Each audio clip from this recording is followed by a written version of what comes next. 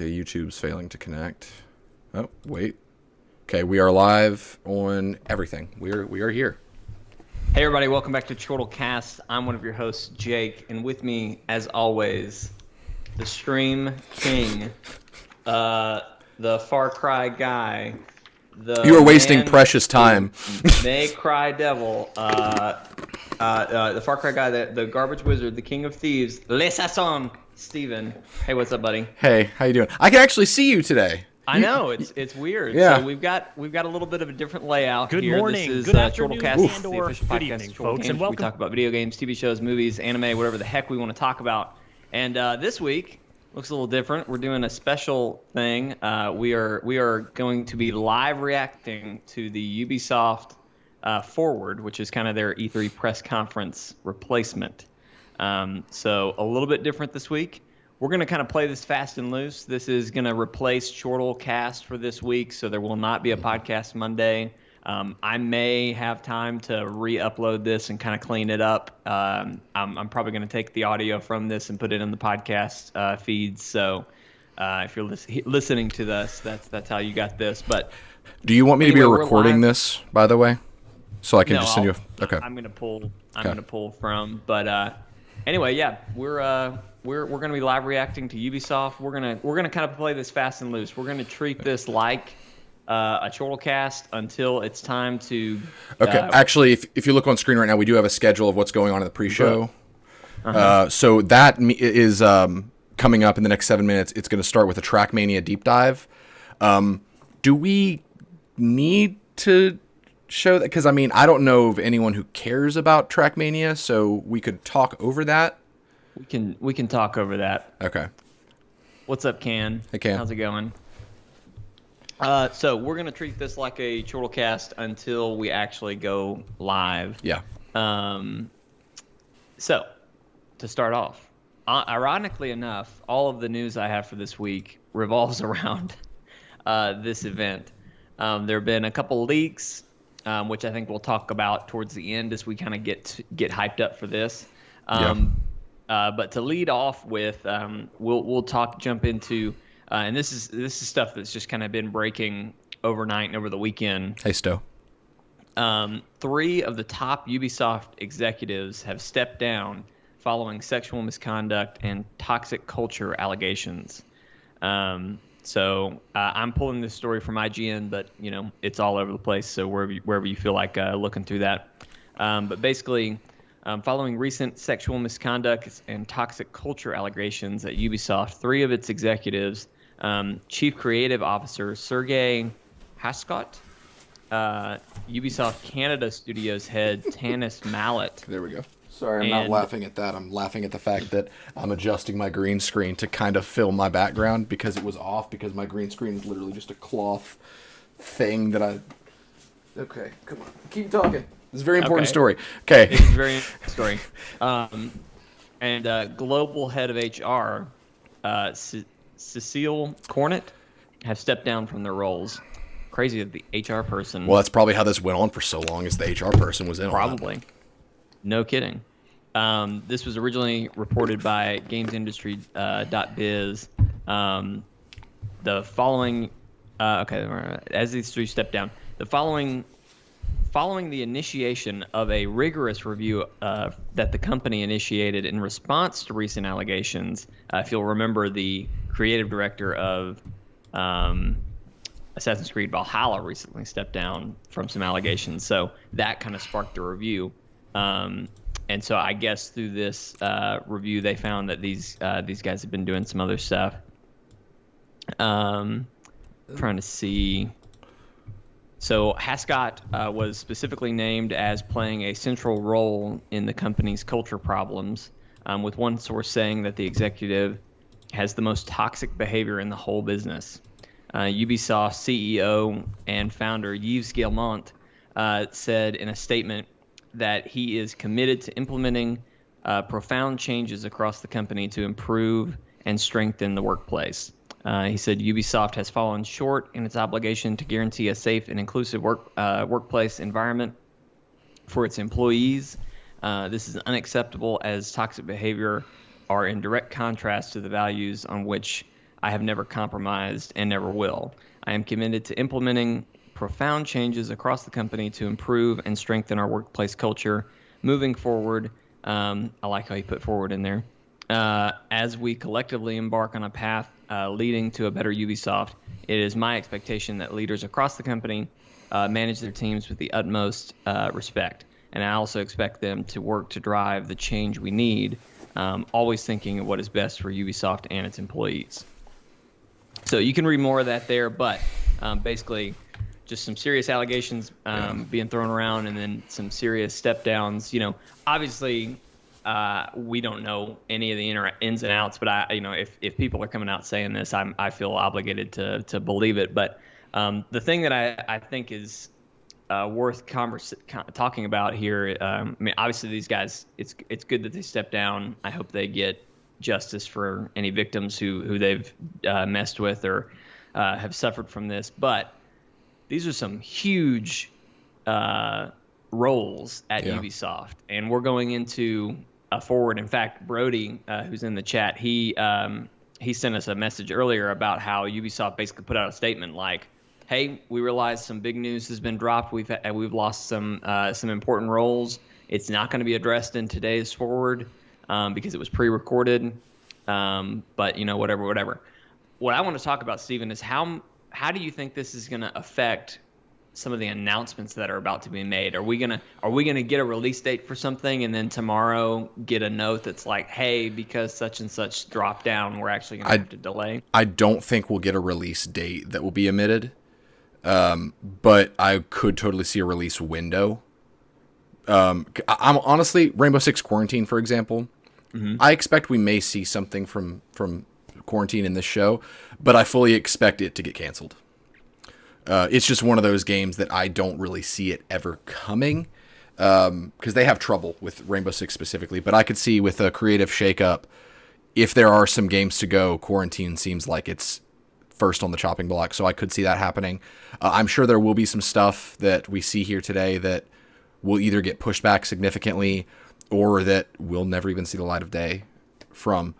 But, obviously, getting people who are causing a toxic work environment, that's a good thing. So it's good from just a humanity standpoint, good for the people that work there, but also it could be the good shakeup that Ubisoft kind of needs as a game developer, because they're stale. They've gotten pretty stale, and they've been that way for a few years, and they really honestly probably do need to shake up the way they do things. And this is just me saying objectively as a video game person. Obviously, like I said before, I'm happy that if these allegations are in fact like what's happening, which this came from the investigation, right? Right. Okay. Then yeah, it is a good thing that they're gone, but also it could be a good thing that you could get some fresh ideas, because they kind of need them. Well, and definitely toxic culture in a workplace could lead to some ideas not being vocalized, some ideas, getting flushed out or preemptively. So a shakeup could be really good. It might be just what Ubisoft needs, like you said. So that'll be interesting. Yeah. It's so nice being able to see you, Steven. I'm just watching. I'm watching you, and even though we're delayed a little bit in our conversation, it's like I can see Steven in here. Normally, we don't get to see each other because we're not face camming. But anyway, all right. The rest of the news I have is just stuff that has leaked. So there's been a leaked trailer for Assassin's Creed Valhalla. I haven't watched it.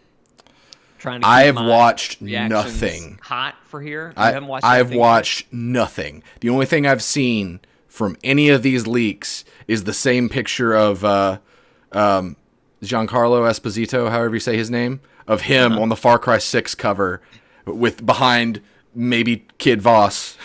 I've seen that picture a million times.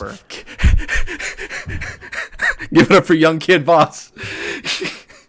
Young Kid Voss in the house. I got a big ass scar across my mouth. He doesn't have a scar in his mouth. That's where my brain went. Oh yeah. So do you want to talk through all these leaks, or do you want to do some catch up first, or do you want to do leaks closer to to start time? We can hold off on the leaks a little bit longer to get us in. I do want to say hi to Thomas. I didn't say hi to him. Brody, I saw you in the chat a second ago. What's up? And then Stowe, check the shirt. Check the shirt. And the watch. And the watch. And the hat. And the... Steven is really repping and the hat vision today. This is just how I dress, Jake. I know it is. Believe me, this is how Steven dresses. Yeah. This might be one of the first podcasts in a while that you didn't have that division hat on. Well, I've been telling myself that it was kind of like a running thing for me that I was gonna have the hat on every time we did podcast during all the coronavirus stuff because that's basically like the Division premise. Also, what is with this game? This game looks so rough. I don't know. I don't know. Like it. Okay. Hold on, I'm gonna pull my hat. There we go. Steven's decided he's going full Very hat. Cool. Full hat. He's got to go full hat. Yep. So yeah, we can do a little bit of catch up before we get into some of the leaks and stuff, since we're gonna get closer and closer to what's going on. I've been playing a lot of Watch Dogs 2. Which has been a nice parallel to Steven's been playing Watch Dogs 1. And I live streamed it Friday after several failed attempts at other live streams. And I'm having a lot of fun with it. The gameplay is really, really fun. And that's kind of why I wanted to replay it, was when we did the setup for forward compatible for the preview. Talking about Watch Dogs, I was just like, man, there were so many fun things that I had forgotten about that you could do, and then remembering like, oh yeah, Watch Dogs 2 even went further than that. Right. So I was just like, yeah, I want to go back because I never beat it either, and so I wanted to go back and play through it. So I've been playing through it. Having looked back at it, Can is commenting on how much better my driving was in that game than yours, which I don't know how. He could look at what I did. Here's how. I'm using mouse and keyboard. Have you ever tried driving where you have to press buttons to turn? No. No. It sucks. I can only imagine what that would actually be like. But anyway, been playing a lot of it. Looking back at it now, kind of with some fresher eyes, I definitely like the character of Marcus better than I remember. Mm-hmm. But as a whole, I just don't. I feel like DedSec isn't as focused, right, as Aiden Pierce was. Yeah, and that's the thing. Based on like my observation, was it was like, sure, they're all good characters. Like they've got personality, but personality is needed. But it doesn't. I don't see them as a good character when it's filling a role that they don't seem like they fit into. Right. And that's I've been paying attention to Aiden, and I'm glad you're playing through Watch Dogs 2 because I'm able to kind of observe what you're doing, but also I told you to like look out for things that you noticed, where just so that we can kind of have like, we can touch base towards the end of the playthrough of Watch Dogs 1. And we can talk through like, okay, well, here was Aiden, here was his narrative voice, all that kind of stuff. And then you can tell me about Marcus, and we can kind of see, because it's so weird just seeing the difference between Watch Dogs 1 and 2. Mm-hmm. Because the tones are the exact opposite. And so I'm curious to see like notes on, like, if you watch any of the Watch Dogs 1 playthrough stuff, if you are able to compare anything to Watch Dogs 2 and be like, wow, that was really different, or wow, that was kind of the same, stuff like that. Right. Yeah. It to me, you're right. The tone is definitely. What's so funny is the tone is way lighter, but at the same time, like, so I had a mission where I went and I hacked a Ubisoft San Francisco base, right, and like got a leaked trailer or whatever, which was a fun thing that Ubisoft put in there as whatever. Yeah. But it was like a fun, lighthearted, oh ha ha ha, mission. And then right after that, spoilers, I did a mission where one of our team members got murdered by a gang, and like we went on a rampage to get it back. But like it was such a fast mission, and it came so quick. Like, I had completely forgotten this character died, and I had kind of almost forgotten who he was because he doesn't pop up very often. But anyway, it was just like, we've got this one way off over here, like fun. We're hackers. We're doing fun stuff to get followers on TikTok. But then on the other end, we're chasing down gang members who just murdered our friend. Like, what? Yeah. And that's my thing. It, like, the tone just doesn't make sense. Brandon Evans is telling us, watch it on Twitch. It's much better. No, we can't. It's set up a certain way.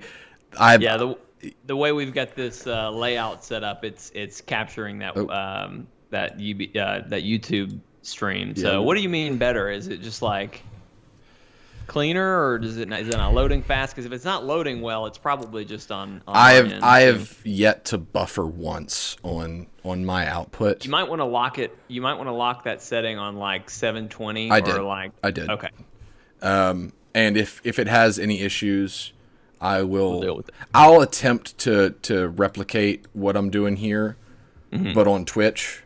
But we can't really change much of what we're doing live at the moment. But yeah. I'll see what I can do. But anyway, I'm blown away at this game now. They're making a track. I don't know why it's so interesting, but they're moving so fast. Surely it's or something they sped up. But anyway, but yeah, that's what I've been playing. I really haven't been playing much else. I need to get back on my Animal Crossing. There's been new fish. They added swimming now. I haven't done anything, so I'm way behind on Animal Crossing over here. So I don't think I've watched anything. Oh, I have been watching Samurai Jack, Steven. I know you like Samurai Jack. That's on my list. I need to watch it with Anna. Well, so funny. I did not realize this, probably because my first viewing of Samurai Jack was just random episodes at random nights on Cartoon Network or whatever. But his parents didn't name him Jack, I don't think. Someone could totally turn around and tell me I'm wrong, but they didn't. They did? They did not. Okay, they did not. Yeah, because when he first gets thrown to the future, he like does some cool moves, and some street guys are like, "Hey, yo, Jack! Whoa, Jack! That guy just did a flip, Jack! Whoa!" And so when someone asks him what his name is, he kind of thinks about it, and he's like, "Well, they called me Jack," and so he goes with that. And I was like, "What?" So I didn't remember that, but anyway. So we are on Twitch now. Oh look! I was able to get it to basically the same size as YouTube, so it worked out. There's going to be a fraction of a centimeter that's off screen. That's right. But I think it looks pretty good. Who cares about fractions and centimeters? We don't care about those fractions. Who cares about fractions? I don't care about fractions. So I'm going to close the YouTube version. I'll just, get that out of here. But anyway, yeah, that's what I've been playing and watching and doing all that good stuff. So. Yeah. Cool. Well, let me tell you, I've been playing some stuff. Okay, so I have been playing a lot of Fell Seal Arbiter's Mark. They came out with a DLC for it. That's the game that's basically Final Fantasy Tactics. Okay. It's on Switch, PS4, I think Xbox. It's on PC. It's on everything. But you should take a look at it, because it's one of those games that like no one really talks about it. But it's been in early access since 2017, 2018, something like that. Hey, Envy, and hey, Gulag. But they've really done something special with it, because they took Final Fantasy Tactics and the just overall gameplay and mechanics of that, but they added features to where like every soldier that's not a story character, you can customize their appearance and name as well, and their portrait. So you can really personalize everyone in your guild. I would look into it. It's really good, because they just added a DLC. It's a paid expansion, but it's called Missions and Monsters, and they made it to where there's a samurai class, a beastmaster class, and a wrangler class, and also you can tame monsters and actually have them in your guild as well. So you could send a group of monsters on a dispatch mission. And so you could just send this pack of wolves. I'm going to interrupt you real quick. Envy and Gulag, since you're just jumping in, this is Chortlecast, the podcast that we normally do on Monday at 12 o'clock Central Standard Time. But this is a special episode. We're going to be doing live reactions to the Ubisoft Forward, which is their E3 press conference replacement event. And so what you're seeing on screen is that press conference pre-show. And we're doing kind of the normal podcast thing that we would normally do until they get ready to go live. As we get closer and closer, we're going to talk about some of the leaks that were happening this week and all that good stuff. So anyway, sorry, Steven, continue. Yeah, but they added, was kind of impressive because almost every creature in the game you can tame and have in your guild. And the Wrangler class is able to combo with creatures. So they could basically make it to where they can command the creature on their turn or give the creature a turn, stuff like that. So that's kind of cool. And also there's a dual class system. So you have your primary class, and that determines stats and weapons, but then you can bring over the two passive skills from any class that they've learned. For example, my gunner, I had him train as an assassin a little bit, so he was able to carry over dual wield, so he can attack twice with two different guns. So he basically one-shot kills anything, which is pretty dope. But it's really good. Your character, I made you a character because of course I did. You are a duelist battle mage.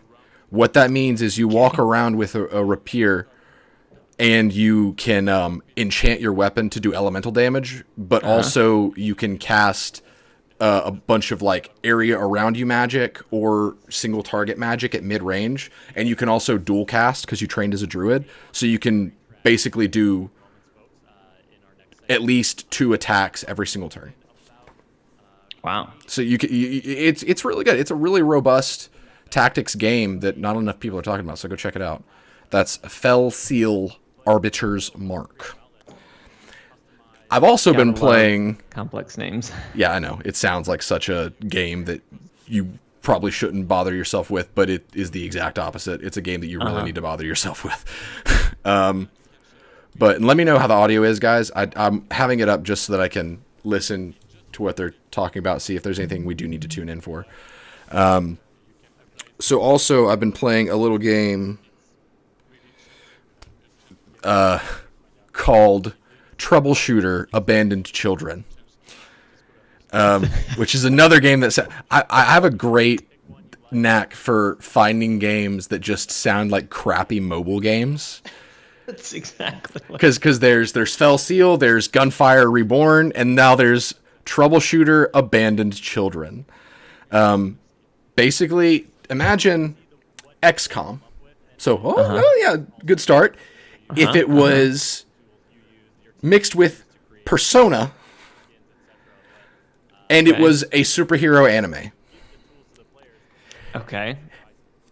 Oh my gosh, Jake. You getting me? So it is PC only right now. But basically, there are these people called troubleshooters in these different cities, and they are heroes. They have to have a license to be a troubleshooter, and they can create companies of troubleshooters. So kind of like hero agencies from My Hero Academia. But you play the game. You start as this guy named Albus, who he uses a katana and wind magic, or not magic, but wind powers. And he's very he's your typical main character from an anime character, where he's like by the book, very very skilled, but has a lot to learn, all that kind of stuff. You start off as him, and he starts his own company, and then you're doing all these missions and having these interactions with all these different characters. I just got a guy named like Sion, who loves snacks, but he also can cast lightning like Static Shock. And so that's basically the gist. I'm not very far. Those are the only 2 characters I have so far, but there's a ton of character customization. The way they describe it is that every character is their own class. but you can customize a ton of things about them. It's super overwhelming. But holy crap, I've never heard of this game till now, and That's like your dream game. game. It's like my dream game, and here we are. So it already existed. It already existed. You know, sometimes the thing you're looking for is right in front of your face, or on the Steam shop in your recommended. It's in the Steam summer sale. Yeah. Wherever you go. All right, so we're getting pretty close to them probably talking about something other than Trackmania. And if anyone watching is just like, yo, I really want to hear about Trackmania or whatever's happening in the background, we're going to have the actual thing up when they talk about, like when they start the show, and then when also they're talking about games that our community actually cares about. But if anyone is just like, hey, turn up that Trackmania, I will. But for now, we're going to talk through what we're probably going to see at this show. Yeah. So we'll kind of transition into now talking about the leaks and then kind of what we're looking forward to, kind of get really into the show. Brody did comment that the audio is good right now. Yeah, I saw that. It's low. Okay. It's low right now, just so that you can hear it underneath us. Yeah. Hopefully, it's not too distracting. But when the show starts, it's going to come up by like double what it's at right now. It'll be almost level with us. A little bit lower. All right, so let's talk about some of these leaks, Steven. Why don't we just start with Far Cry? I feel like that's probably the biggest one. That's probably the one that no one really knew for sure was happening. We were pretty sure, but no one was positive. Like, we didn't know for a fact, but the writing was on the wall. Right. So, Steven, you are our resident Far Cry guy. So, what are you thinking? I wear many hats on this channel, apparently, including Division hats. That's probably, Brody, the Division code at the top is probably a free copy of Division 2 on Uplay. I've got Uplay Plus, so I already have Division 2, so yeah. So Far Cry 6, how do I feel about it? I think it's a fantastic idea based on what we know, because what we know is that Gus from it's Gus from Breaking Bad, yes? I think so, yes. It's that guy from Breaking Bad who has a voice that just makes you feel like you're in danger. He's the villain in Far Cry 6. Like, come on. He's also the villain in The Mandalorian. He is. That's a better example. Basically, Envy, to sidetrack real quick to explain this again, they are going to announce stuff. Ubisoft has things they're going to announce in this video that's playing to that direction. I'm mirrored to that direction, and we're gonna react to it because we don't know what they're going to talk about. We just know that Far Cry 6 is going to be there, that Assassin's Creed is going to be there, but they've got some surprises. So we're here to show you guys what they're showing us and to react to it. Thank you, Brody. It is Gus. So he's the villain. I kind of feel like Far Cry 6 was going to be one of those surprises, so I'm a little less enthused about surprises. But I'm pretty sure they planned the leak. Like, that sounds kind of tinfoil hat of me, but Ubisoft responded super quick with that video of him lighting the cigar. I really feel like it was planted because it was so heavily rumored that everybody had already accepted it as fact that Far Cry 6 was going to be there. So I think Far Cry 6 is probably going to be either in the middle or towards the beginning of the show, and they planted that story to build interest so they could get more people to come watch for the actual bigger drops. Personally, that's what I think, but I don't know. I could be wrong. But there's a theory out there that the kid on the box art is Voss from Far Cry 3. Like, holy crap. If that's true, I don't know. Like, because Voss was apparently, I think, born on Rook Islands in Far Cry 3, so he never left the setting. But that's a retcon that if they do it well, I totally would not mind. Because I would love to see more of Voss, Far Cry 3, anything that has them reminding us that they are building around Far Cry 3 is good news for me, because they have been kind of burying Far Cry 3 for the past few entries to where it was just like, again, Ubisoft feels like they have to apologize for everything. And there was kind of a perception that Far Cry 3 was a white savior story, which it wasn't. But they kind of pulled away from that and stopped talking about it. But now maybe we could be going back to it. Who knows? I love that game. So, right. Yeah, I think having that actor be the main villain is going to be really exciting. He is such a good really villain. Good in everything he's in. He really is. Yeah, can't wait. What else has been leaked? Because I know there's been a Watch Dogs trailer, which like we've seen Watch Dogs. We didn't. Did we get a trailer? I thought we just got screenshots. Maybe it was just screenshots. There was a new spy character, I think, that they talked about. Yeah. Let's stick with Watch Dogs for a little bit. So I think, Steven, you and I are kind of drifting, no pun intended on what's on screen right now, but drifting. That wasn't drifting, Jake. That was something else. We're kind of in drifting opinions on this, but how do you feel about at this point, the more I see of Watch Dogs 2, Legion. I'm not sure how I'm gonna like having so many different people to play with, and everybody having sort of a different attribute. Like if you read the spy character, like he apparently has a silenced pistol and some sort of sports car or something. It's like I don't know. The way I'm gonna play, I'm gonna want to always be a ghost. So like, am I gonna just need to find characters who have ghostly attributes, or I'm still confused how that's gonna work for me. At E3 of last year, when they talked about, yes, Kalen, to your comment, hopefully more Jason Brody, less Ajay Ghale, regarding Far Cry. But Watch Dogs Legion, all characters are going to be able to do the same actions. Like a soldier can hack, he can sneak. A stealth character can hack and shoot a gun. But there are those classes, if you will have more of an edge in certain activities, different perks, abilities, stuff like that. Like the spider drone is going to be hacker exclusive, I think. And this has probably changed a lot since E3. But point being, you could still, like, if you're going into a mission and it's just like, hey,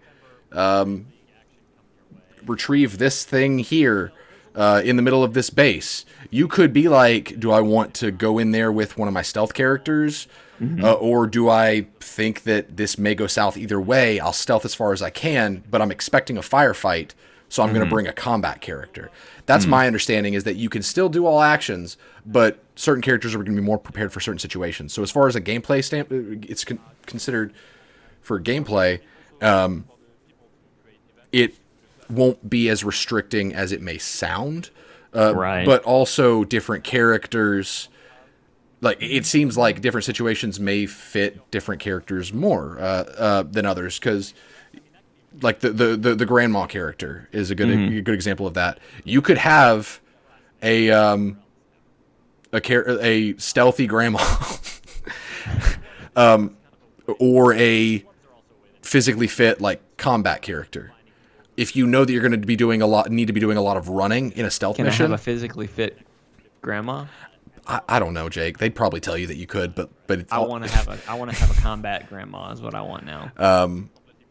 Okay, but combat grandma. But point is, you could, if you know you're going to be doing a lot of running in a stealth mission, you may be better off bringing combat guy who's physically fit and can run more than you would be bringing stealth grandma, because you would need that. So there may be more variation in characters and what they can do besides their class. Right. So it really could go either way. I can't really speak with much authority till we see what they're going to show us, because it got delayed. It's been a year, and Ubisoft tends to think big when they reveal and then narrow it down and more define. Yep. Well, and I remember when they announced it at E3, and they were talking about we have, all of these characters are individually voiced. You won't find a repeat voice actor or whatever. And you and I both kind of looked at each other and were like, whatever. Yeah, because believe that playing Watch Dogs 1 again, and the way they said it was any character in the world you can recruit, and they all are specifically designed. Or something like that, or procedurally generated, whatever. And playing through Watch Dogs 1 again, And just being at the point where I'm walking down the sidewalk, and there are like 30 people around me, all with these little quirks and everything. And I just had this thought where it's like, you mean to tell me that in Watch Dogs Legion, every single one of these characters is going to be recruitable, and they're going to have individual animations, individual voice acting? That's wild. And granted, I have been impressed by playing Watch Dogs 1 again. Like, there was this random woman talking to this guy who was trying to social distance from me for some reason. She had so much to say about this movie she saw about sex trafficking in Russia or something, and she talked for like 3 minutes, and then she stopped, and I started to walk away, and she was just like, yeah, so I moved to Chicago, because she kept talking as the same voice actor, and this was a random NPC. I couldn't even hack the girl. Like, so like, they've impressed me with Watch Dogs 1, and so if there was a game to do this, it would be that. It would be Watch Dogs. And so I'm really excited to see if they can pull it off. And regarding the whole, and just cut me off if you had something to throw in there, but regarding the whole having too many characters to play, I literally just talked about a game called Fell Seal Arbiter's Mark, where it encourages you to basically build a guild, send people on dispatch missions, have different tasks for everybody. This is my bread and butter, Jake. I am so excited to have like 20 different hackers with all of these. They talked about on this, like, can I send my stealth grandma on her own mission to get us experience? Almost, money? I would be shocked if they didn't have dispatch tasks, because any game that has a large roster like this, and they've done this before with games like Assassin's Creed Brotherhood and so on, any game that has a roster in it benefits from having dispatch of some kind, to where it'll probably be time gated, to where that's how it is in Arbiter's Mark.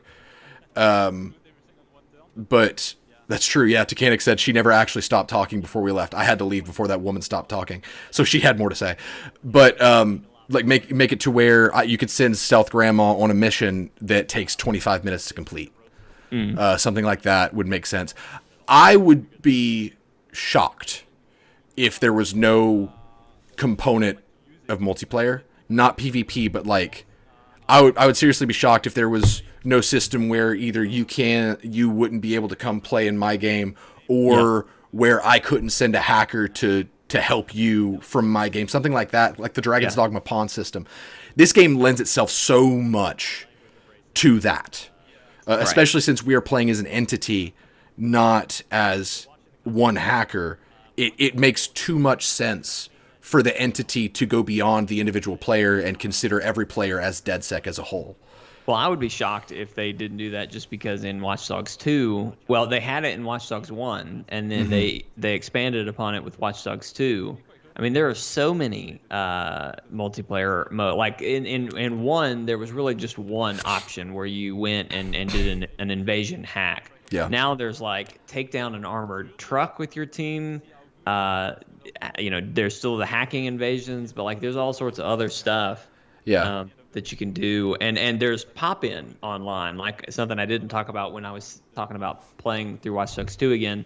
I had to turn off the friendly hacker joining you, because so many people would just jump into my game and just start immediately harassing me. Yep. Just grenade launchering everything. Grenade launchering everything, blowing up things that are next to me, that sort of thing. Like at first it was harmless, because it was just kind of causing chaos around me, but I play such a ghost that like I was never directly involved with anything. Right.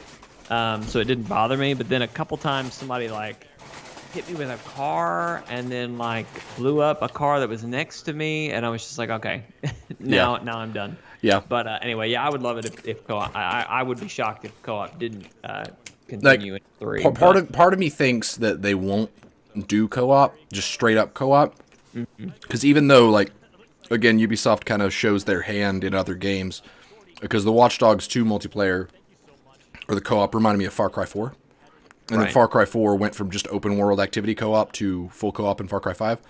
I don't think we'll get that in Legion, because I do think that it could take away from the idea of controlling the members of the Legion. But I do think we could totally have some interplay between my characters and your characters. Right. Like maybe I could send them out as AI to help you on a mission or something. So maybe AI companions, something like that. Just some kind of connectivity between players. Right. Because this game seems like it's going to... It seems like the truest form of Watch Dogs as a concept.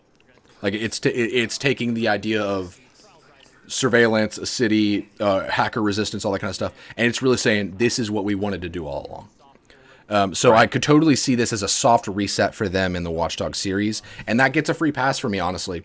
If they say no co-op, but here are these features, and then they expand in Watch Dogs Legion 2 or whatever we would call that, where then we would keep it co-op, then I would be okay with that.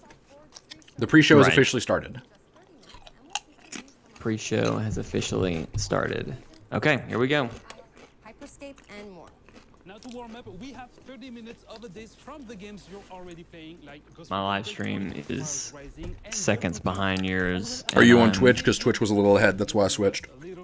That's what you switched on Twitch. That's why I'm behind. I'm on Ubisoft's channel. You called it, Kalen. He did. Kalen was like, Just Dance is going to start the show. Yep. They always do. Yep. Or, well, I guess they don't always do, but you just got to get it out of the way.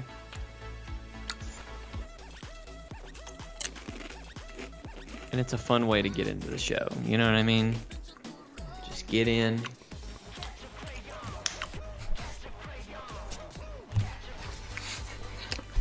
If my chewing or eating bothers anybody, please let me know and I'll wait.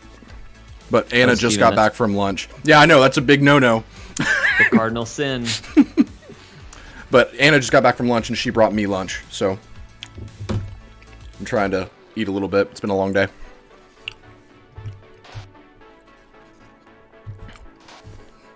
How great would it be if Virtual Paradise was them doing like Jumanji but Just Dance, to where you get sucked into Just Dance and you can't leave till you outdance the panda?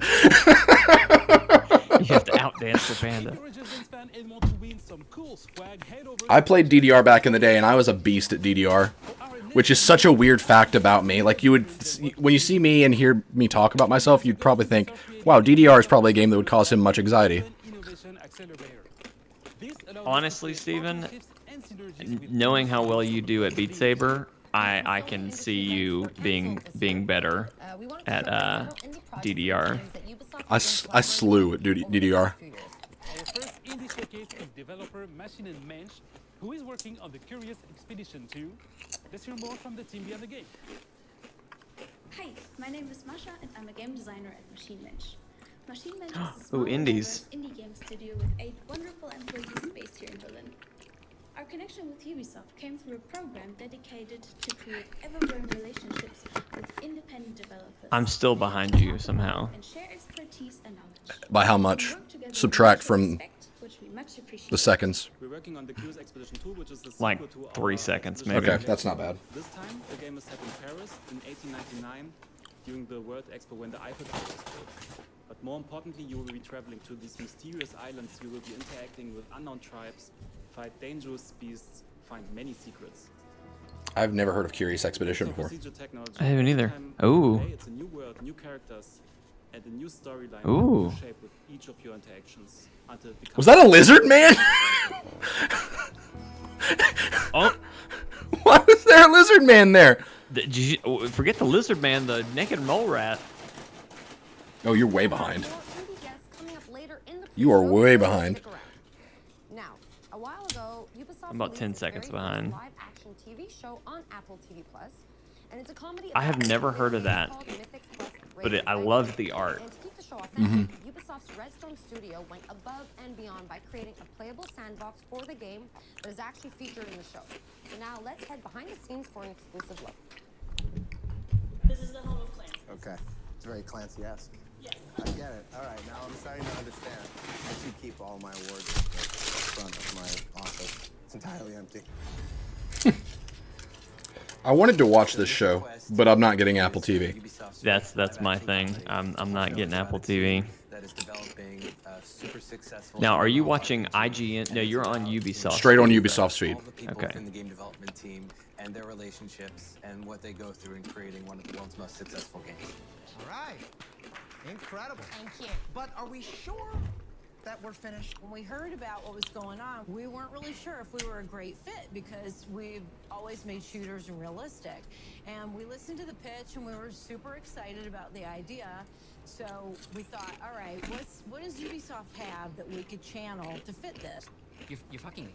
Yes. You're fucking me. But I'm not enjoying it. When we started on the project, I think we imagined we would just make video clips that would run on screens in the background or something, so it would feel like a real game studio.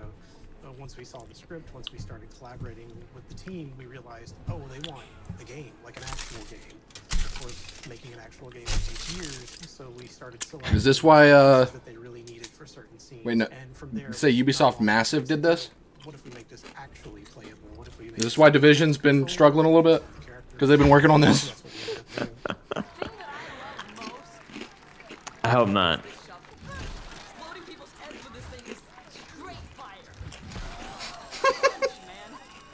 We had requests to do things like make it contagious, viral. Or was it Red Storm? People bleed out of their eyeballs. Okay, well, Red Storm left Division. They bleed out of their anus, and they vomit and bleed out of their anus at the same time. So this is why Red Storm left Division, I guess, to work on this.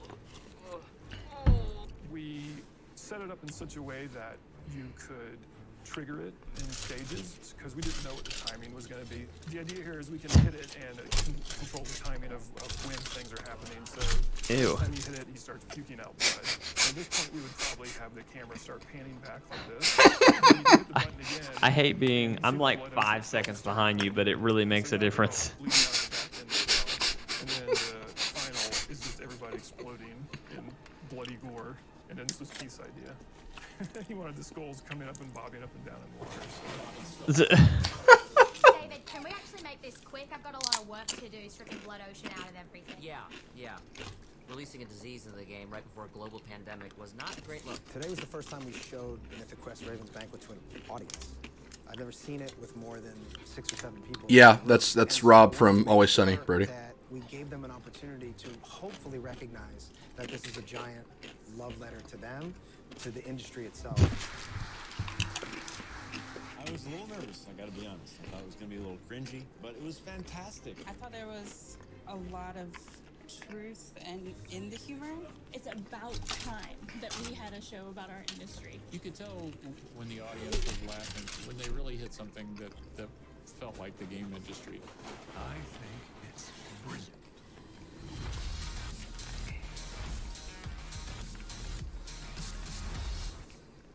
Alright, so if you have not yet seen it, the first season of Mythic Quest Raven. We are getting a Division movie on Netflix, apparently.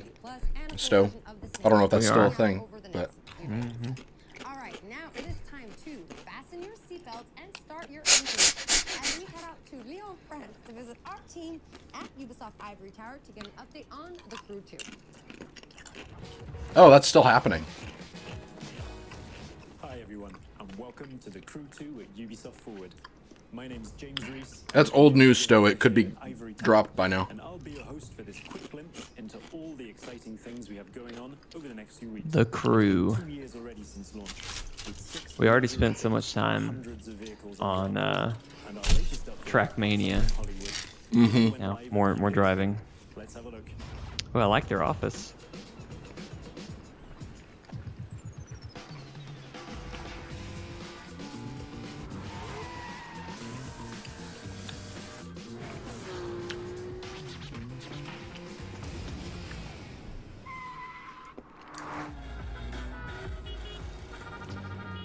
Okay. Steven, look at your time code on the stream that you're watching right now. Okay. I will. When I say when, or actually tell me when The elapsed the time till the countdown. Tell me when your timer gets to 1940. It's at 1935 right now. Oh wow. Okay. Yeah. I'm way behind you. Mine just now is getting to 1940. You're 15 seconds behind me. Yeah. I don't know how to catch up to you. Anything is possible.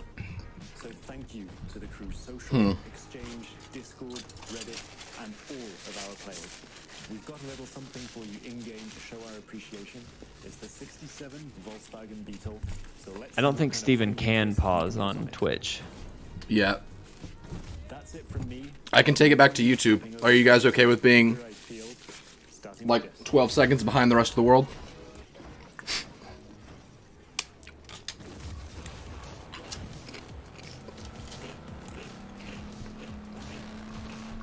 Yeah, like I can't even catch up to the delayed version of our stream that I'm getting from you. All right, one sec.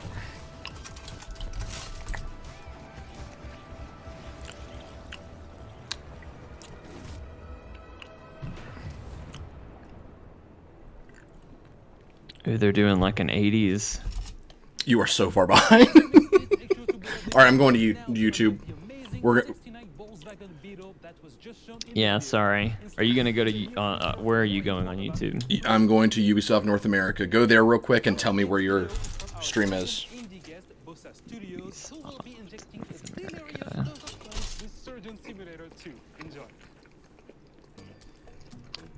Yeah, theirs is at 18:13.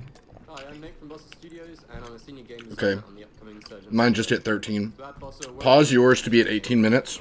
And Ubisoft has been And I'll tell you when to hit play. They deliver lectures on procedural content All right. development and player science. Go. And in turn, we shared with them the All right, ideas where are you at? that we use to develop initial ideas. I am at. Which brings me on to I Surgeon hate live chat. We've really doubled down on the physics-based I'm at component of the series 1750. Notorious. Perfect. Okay, And we've I'm gonna pretty swap much it. expanded on every other Okay. aspect of the game as well.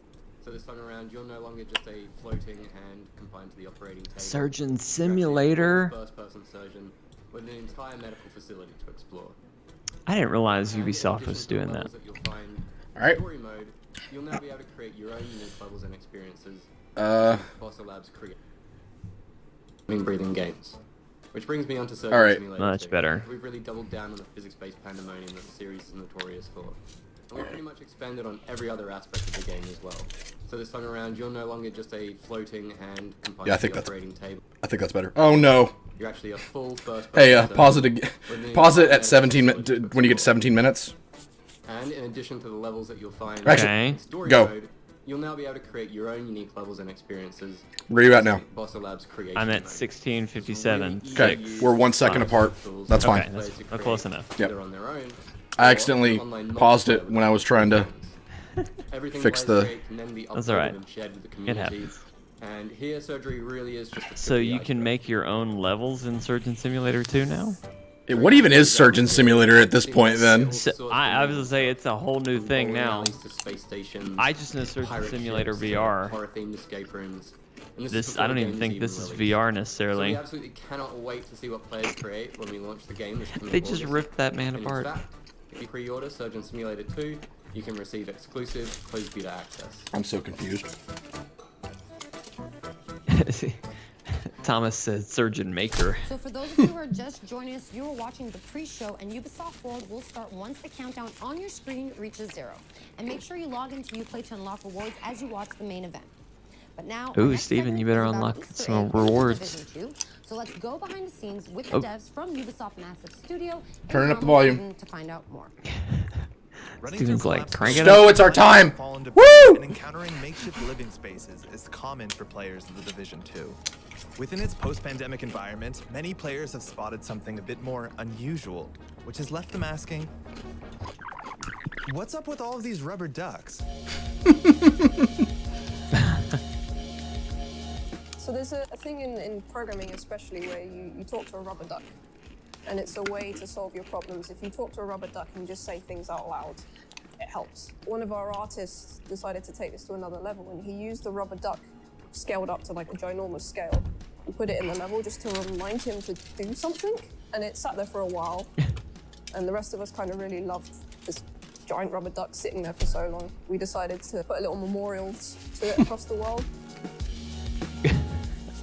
What started off as little memorials, and then we started adding stories to them. So there's one where these two ducks Aw. are sitting on a bench having a date together, and there's another one somewhere where he's sitting with an umbrella hiding from the rain. The idea of the ducks Aw. is similar I've to the never rest of our seen storytelling, a rubber where duck we in try and Division. add some hope into the That's world. funny. Because Yeah. you're coming in as a division Yeah. agent to try and Not that save it- what you I've, can like, and rebuild. noticed. You need to know there's something there to save. So Huh. having bits of happiness lets you know like it's still worth saving for these little happy moments. One shrine in particular became a beloved fan favorite, showing What? up multiple times across YouTube and Reddit. So, Karen, how was your day? Well, Luke, it's been productive.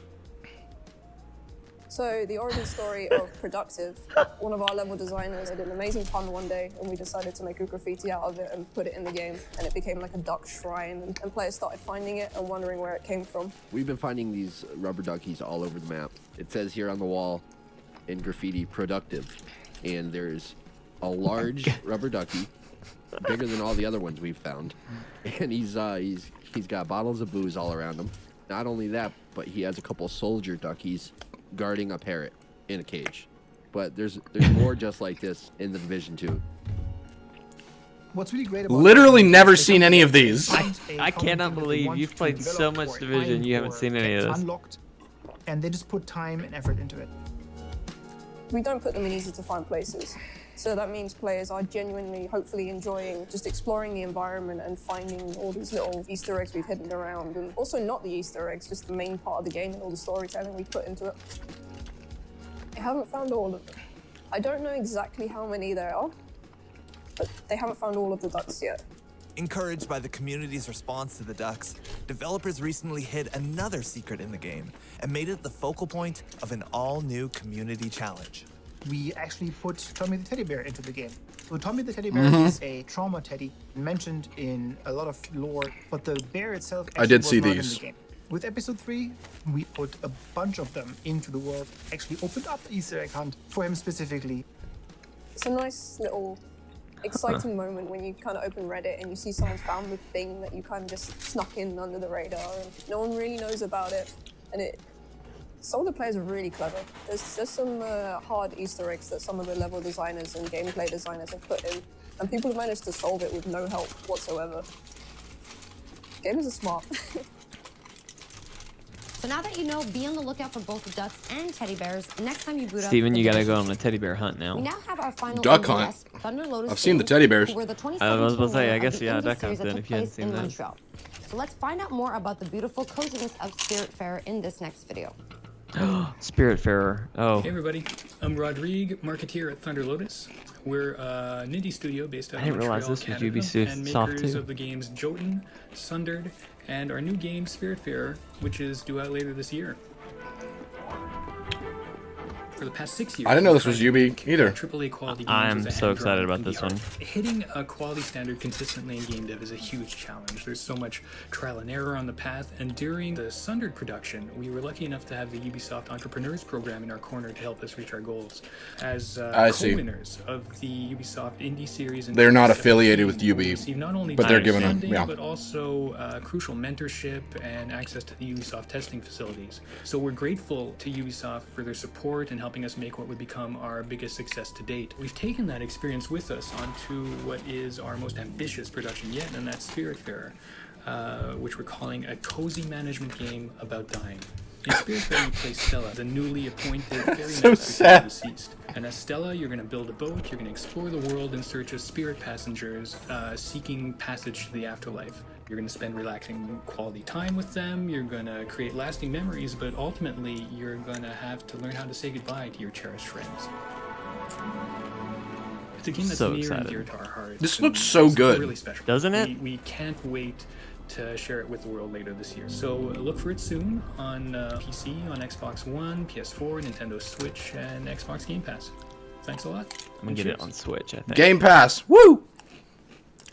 Hopefully on It is PC. time Woo! for an update on our favorite motorcycle platformer with the insanity, pain, and triumph we all know and we all love. Trials Rising came out last year, but I think the team from our Red Link studio in Helsinki has a little surprise coming to the game for the fans of the franchise. So let's take a look. Game Pass is great. I really wish PlayStation would do something like it. Which I realize now is supposed to be their answer to it. We're But here today to introduce you to an not. exciting new endurance challenge coming to Trials Rising. But to make sure that we respect social distancing guidelines, Auntie and I decided What? Fire the goose?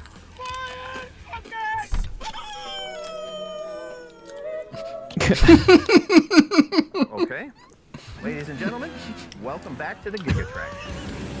I was wondering what they do, because that guy always does something crazy at E3.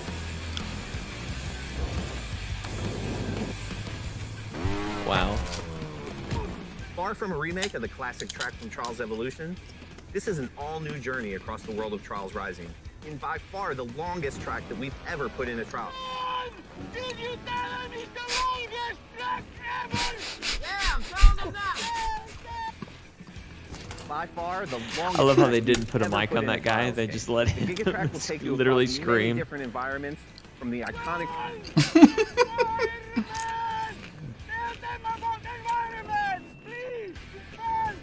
Yeah, I was just. Maybe you want to tell them. The Gigatrack is like life. It starts and it ends and it's long. Depends how you enjoy it. And also one secret thing. 4 tells transfer to 1.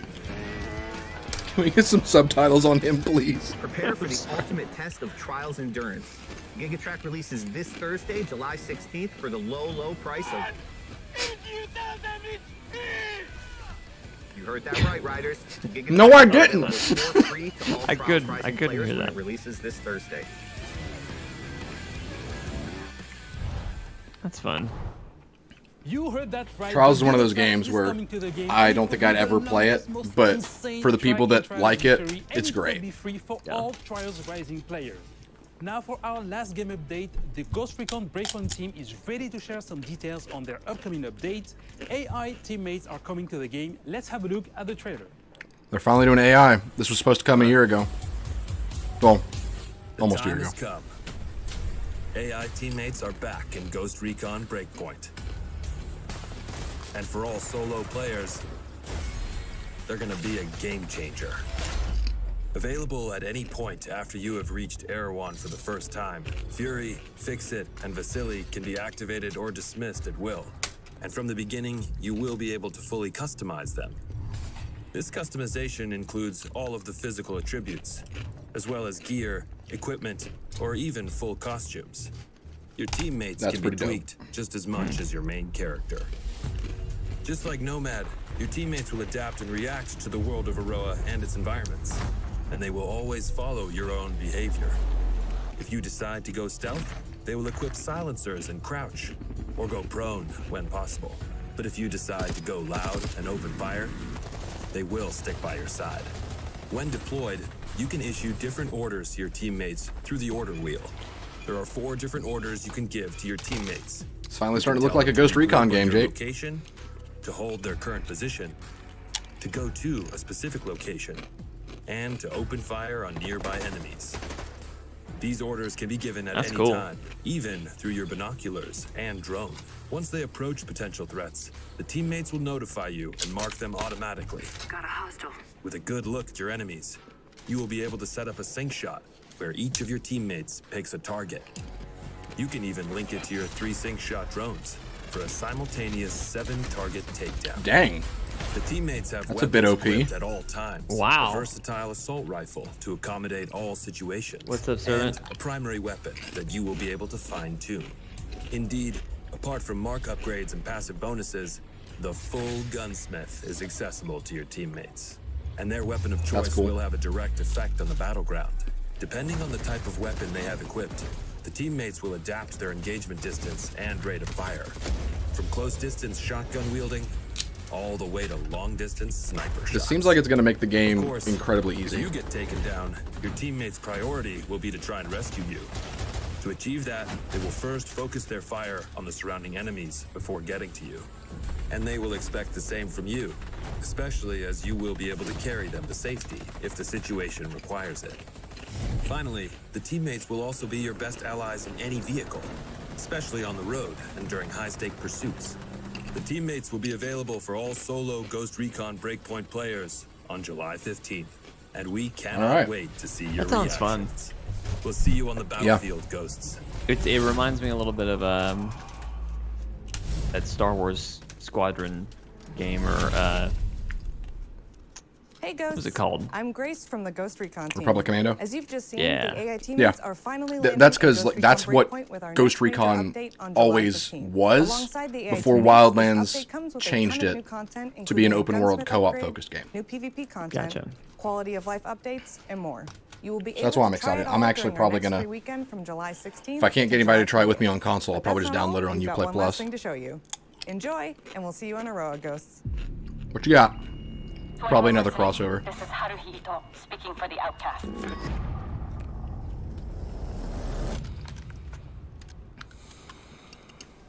We stand against Sentinel's illegal occupation of Aroa.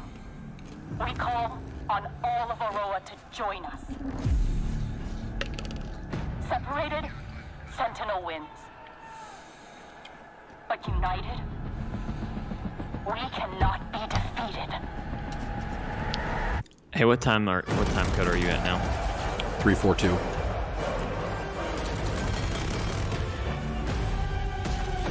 When we get out of this trailer, I might need you to pause again. Well, hang on, maybe I can catch up. Never mind.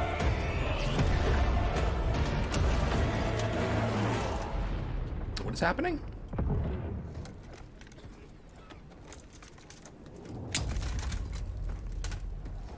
Looked like a live event.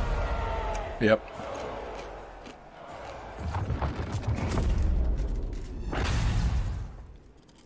And Alright, now what's your our time code now? very final video for this pre-show is 306. another episode of our wow moments comparing the craziest and coolest clips from you, our players. Okay, we ought to be caught up now. Are you watching snowboarding? Yep, steep. Yep. Really, the miracle is that someone's still playing steep. I never tried it. Again, I should have. if you like that kind of stuff, it seems really cool, but it's just not for me. But I just never hear anyone talk about it.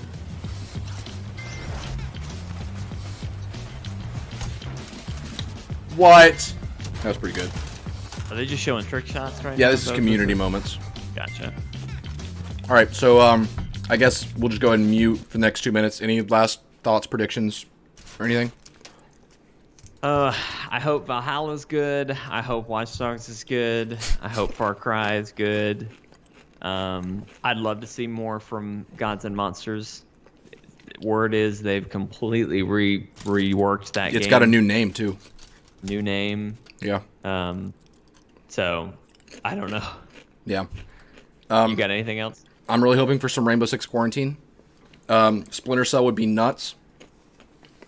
I'm really happy about the Ghost Recon Breakpoint stuff. I'm actually going to go down. I just tried it recently and I was like, no, I don't like this. And I stopped playing. But I might actually download it on Uplay, give it another shot. Now that there's AI stuff. I hope we hear about Skyscraper mode from Division 2. I don't think we will. I think we're done hearing about Division for the day. But can't wait to see Far Cry 6 stuff. And Watch Dogs Legion is my #1 most excited thing. Oh, is that Mozzie? Is that Mozzie? But, as you can see, I'm at the crashing Ocean Beach. It's Mozzie! And there's no one too close. This is the Australian op that I play. Reloading! Mozzie! Someone saw me. I gotta go. What's your time code right now? 105. Okay. That was cool. Yeah, Mozzie's neat. He's one of my main defenders. But yeah. What about you guys? We got 1 minute till we start. Any thoughts? Do you see this girl playing guitar with her feet? Yeah, that's Rocksmith. She's playing the bass part and the guitar part of Dragon Force. What the hell? That is insane. I can't even clap my hands and stop my feet at the same time. My God. That's insane. I love Rocksmith. It's so We also good. have amazing gameplay segments you captured from our games. Spread the joy and Me too, submit Stowe. on the link displayed on your screen right now. All right, guys, it is time for us to wrap up this pre-show. Brody is excited Don't forget for to stay tuned for our post-show games. featuring a deep dive into the world of Assassin's Creed Valhalla. Oh yeah, Valhalla's coming. I'm excited to see gameplay for that. I said I hope Valhalla's good. You said everything. You said you hope everything's good. You just said a bunch of names. I said a bunch of things, but Yeah. Valhalla was in there. All right, here we go.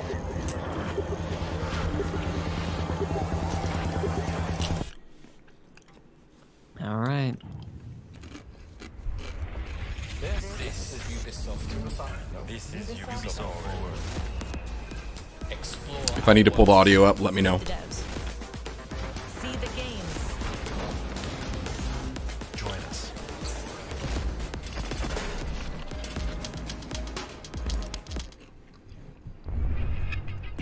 everyone, I'm Neelam Kumar, and I'm very excited to be co-hosting the first Ubisoft Forward with the talented Yusuf Mageed. Today's show is all about getting up close and in-depth with all the exciting games we have in production here at Ubisoft. I'm Yusuf, but there's no time to waste. So let's head straight to the see if the hackers are dead. I'm Yusuf, but there's no time! There's no time. We gotta get to the game.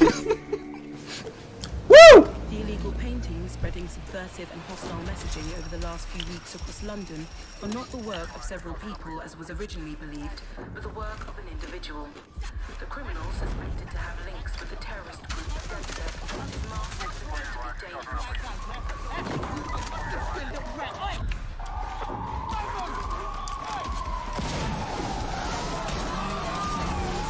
Holy crap!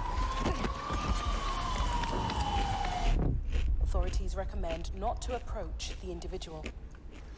First, they came for the foreigners, and I did not speak out, because I was not a foreigner.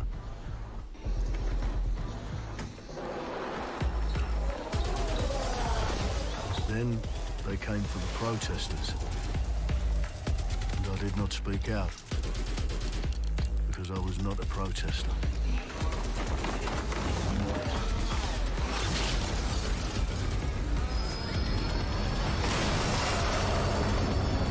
Then they came for the journalists, and I did not speak out, because I was not a journalist.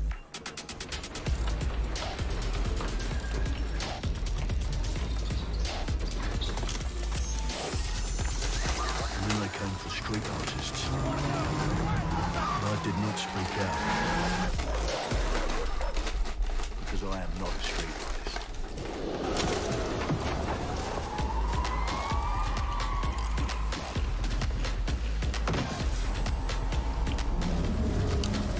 It's such a weird style. I know. Kind of like it though. What an interesting message too, though, especially with everything that's going on. Yeah.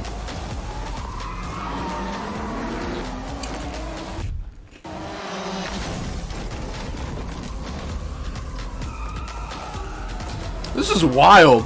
I know.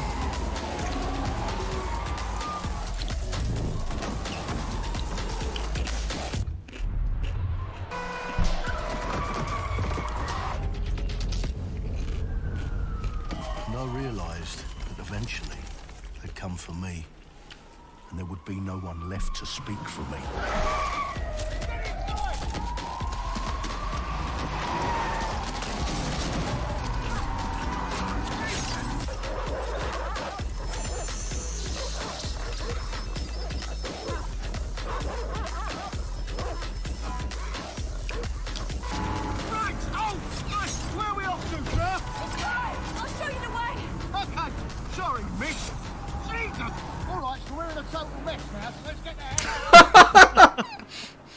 That was cool. That was awesome.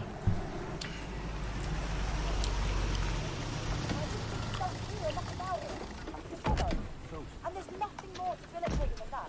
This way, not to be able to do what you're passionate about. After a long night, London is in chaos. The main arteries through the city are blocked. Hundreds of heavily armed Albion. Well, well, well. Welcome to the Resistance. Here's a welcome gift for our new members. But the disappearance of the criminal... You could have told me it was a bloody costume party. Try it on. The new key suspect has been identified as David Ford, a 43-year-old London taxi driver. He has no criminal record, but is currently believed to be a terrorist. People have been asked not to approach him. The authorities advise all residents... Interesting. That was a really cool short film. I'm Clint Hawking. Clint has been a longtime creative force here at Ubisoft, and now he's bringing this vision to Watch Dogs Legion. I don't think those graphics or visuals were associated with the game. It was a short film. Yeah. Yeah, that was just a Was a inspired trailer. by Watch Dogs Legion and looks at the game and the universe and the characters through his incredible artistic vision and visual style. The city needs a resistance. Like the film, Watch Dogs Legion tells the story of ordinary heroes. Yeah, see, this setting is more aside what their it's gonna look differences like. in order Yeah. to come together as a collective and to fight for a positive change. You can literally recruit and play anyone who you see in the open world. You profile people that are interesting to you. You help them with their problem. You play their origin mission. Just help me get some closure and I'll do whatever you want. Sounds like a DedSec problem. Leave it to us. And that's how you recruit them into your team. And then they become Later, the Kaylin. heroes of the game and the stars of your story. And what are you doing in my flat? You with Albion? Please, think more underground. You with Albion? I'm tickled. Think more underground. What, DedSec? Yeah, right, and I'm Che Guevara. You That's dumb. awesome. And they make the story not only, unique to them, but unique to you as the player and personal to you because they're, heroes that you've chosen and invested in. What would I say to fans? I guess I'd say, take care of yourselves, stay safe. Welcome to the Resistance. Come on, gameplay. Come on, gameplay. London. Yeah. A modern metropolis. Built on history and prosperity. Only took 12,000 years to build it up, and one night to tear it all down.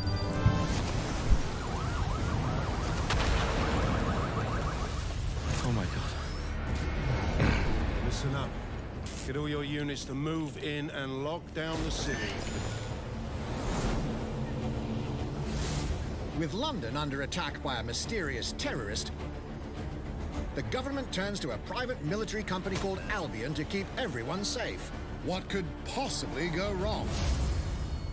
Ladies and gentlemen, Mr. Nigel Cass, CEO of Albion. He looks like a Nigel. He's kindly stepped up to establish order. Understand this. I will not allow anyone, not even myself, to jeopardize this. He will stop at nothing to permanently control the city. London will be the first city in the world to be made truly safe. Nigel's not the only opportunist who's taken a liking to this fair city. Meet Mary Kelly, head of the most powerful crime syndicate in London. Be sure and spread the word. She and her goons are using the dark web to sell everything from party pills to people. This microchip is scary, I know, but I got to keep tracks on my merchandise, don't I? You made me a slave. You do not want to ruffle her feathers. With the city out on its arse, it now falls on you to build a resistance and take back London. All right, everyone. Faces on, guns out. Any of the brave Londoners you see walking the streets can be recruited into your team. Like him. Her. Or even her. They love the grandma. They really do. Could become your next secret weapon. In our first mission, we need to get some dirt on Nigel Cass, and that means breaking into Albion headquarters inside the Tower of London. All the hardy souls you see here are people we have recruited from the streets of London. They all have unique abilities, and you're free to tackle this mission with whoever you like. His ability is wrench. Zip up, get to work, and let's never talk about this again. Also, that was that menu HUD looked like every other Ubisoft game ever. Pretty much whatever. But as a construction worker, he has a particular set of tools that make him handy. He can even call his own cargo drone. What? That's so cool. Perfect for gate crashing, when you're not invited. And who needs a regular old gun when you have a bloody... Are you kidding? Yes!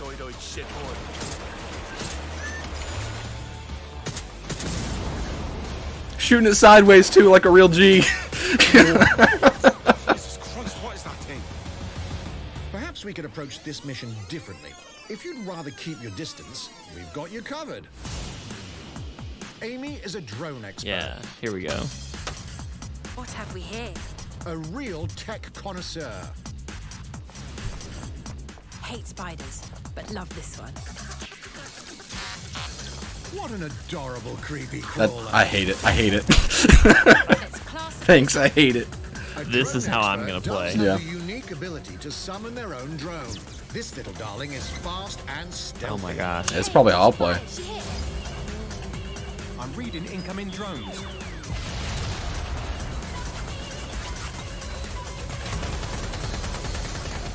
She can also hack enemy drones, turning the tide in her favor.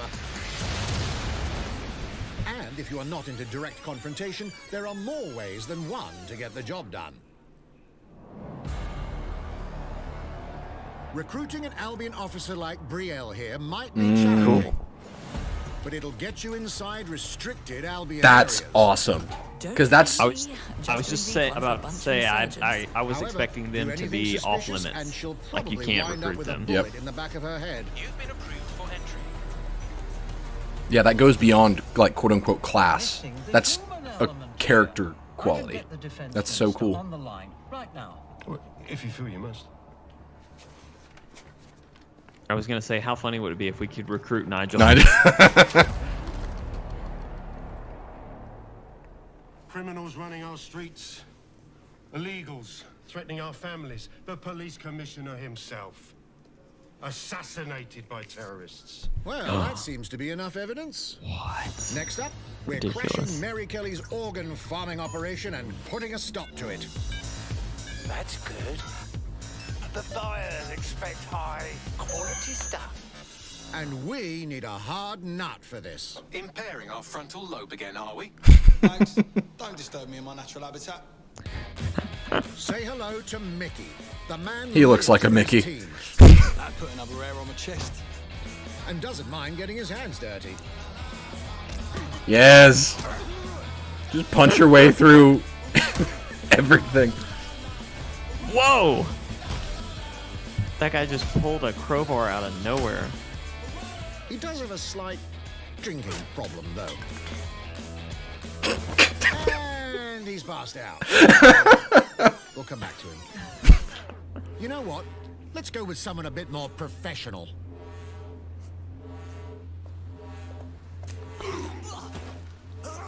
Whoa. It's almost crass to call him a hitman. This is from John Wick 1. This is the nightclub song. The music or the music. When he was shooting up a nightclub looking for his target, that same song played. An artist.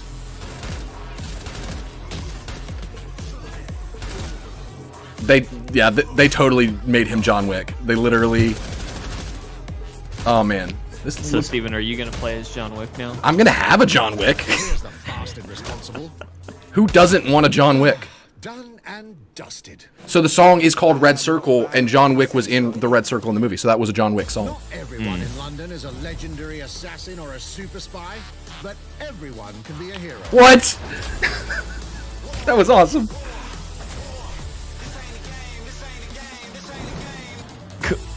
So get out there, find the best recruits, and build your resistance. That guy just headbutted him. This looks freaking dope. It's time to take back London. All right, I'm excited all over Yeah. again for this.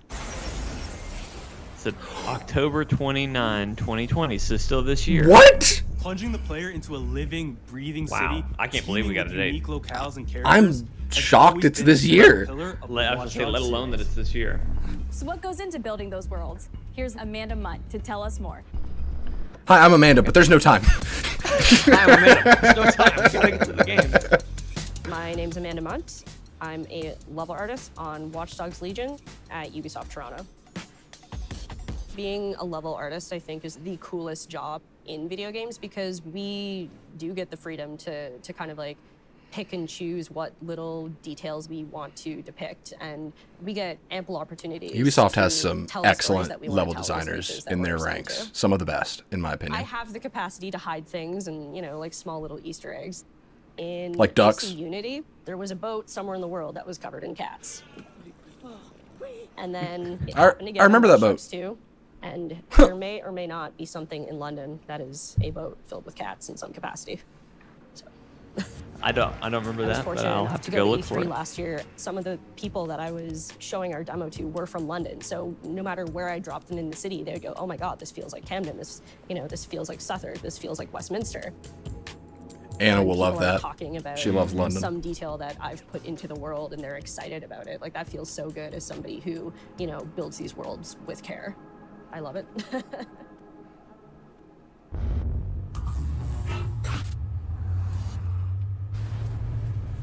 Okay. Brawlhalla. And now some news for Brawlhalla fans. In just a few weeks, Have you played you'll be able to Brawlhalla? battle A little it bit. out with Very your little. favorite legends on iOS and Android devices. Oh, coming to mobile.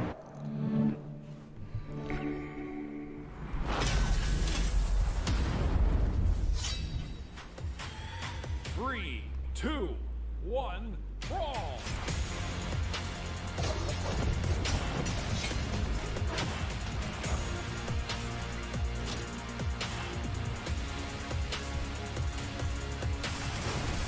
Those people all looked way too excited. Yeah, they definitely weren't playing Brawlhalla. No.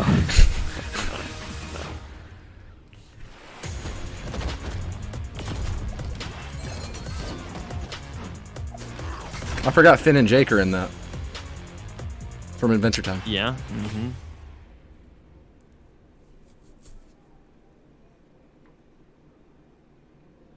Okay. Get a bear skin. Cool. And now, whether you need a Tom Clancy action fix on the go, That kinda breaks the or immersion, dive guys. back into one of the most beloved fantasy franchises in gaming, we've got you covered. Wait, what? Might and Magic. Oh. Kaylin's been trying to get me to play one of these games for a very long time. I just keep forgetting about it.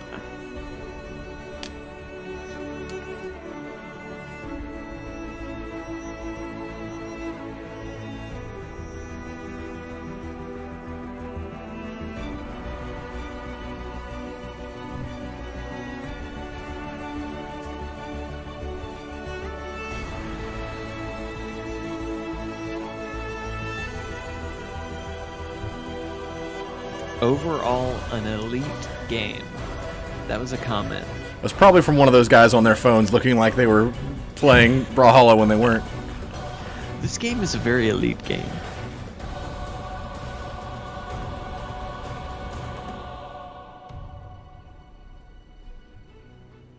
I don't think I've heard of this. So I've never heard I of might this go game. Look at it. Never heard of it. The target is being held on the ground floor. Oh? We finally hearing about this? Is this going to be like Rainbow Six Go?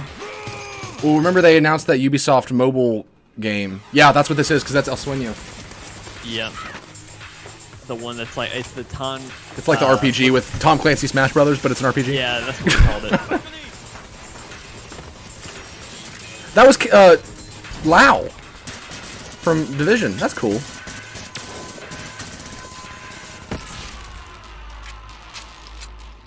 I don't know who that was. Contact!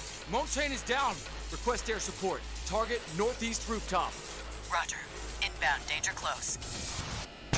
EMP imminent. Sam! We got Splinter Cell! He showed up! He's here. Everyone's here. Get back in your cell! Nice. I only heard 2 shots. Did the other guy just fall over to pretend he I was think dead? he just decided, you know what, he missed, but I'm done. Why are they saving El Sueño? Make me regret this. I'm excited. Elite Squad. Cool. No update. We heard it was coming soon last year. But you can pre-register now and get a pistol, Steven. Ooh, ooh, and it's a Montaigne pistol. 5 years since Rainbow Six. Yeah, Montaigne is French And the community has never been in Siege, and he's actually got a really cool backstory that he was based Ubisoft on, Montreal has put together like special a real video to person. thank all of the amazing players and developers that have helped Siege become the game it is today. Keener's got to be in it. Stowe, he's got to be in it. Oh, Siege. Wait, yeah. In December 2015, a small team released Rainbow Six Siege. A game built on a strong vision, creativity, competitiveness, and team play. Pour le joueur, le 1er décembre, c'est un début, mais pour nous aussi. Il faut tout de suite s'engager et dire aux joueurs, ce jeu est installé, tu peux t'y installer aussi, et nous serons là. That original vision was quickly adopted by our passionate community, propelling it to a whole new level. Yeah, passionate's a word for it. I got it! I got it! This is such a special moment, and being at 1 year anniversary of Rainbow Six now, game being stronger than ever, more players today than we had in the past, it means the world to us. But we also had our share of challenges. Health that touches upon subjects like matchmaking, connectivity, all those aspects are absolutely critical to the experience of the player. Through it all, we're always driven by you, our community, and together, we grow stronger. There is no sequel plan, and we're here for the next 10 years, so expect more Rainbow Six in your life for quite some time. Look at this.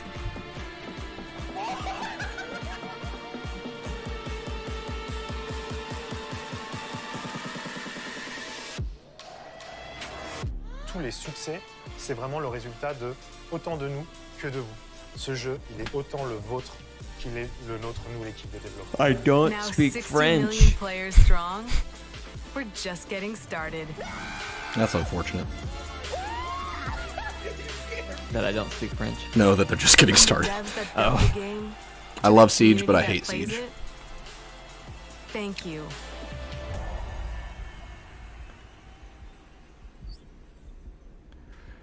Can two of those members, one or two of those were GIGN, but If you haven't tried it yet, Montaigne dive into was our one of the new only ones that Operation was. Steel Wave So. update available now, and take Ace and Malusi I out do, for but a they only spin. taught me cuss words, Brody. A few days ago, we introduced y'all to a brand new multiplayer shooter. Y'all. Now, it's time to venture into the hyperscape. All right, finally time to see some Hyperscape.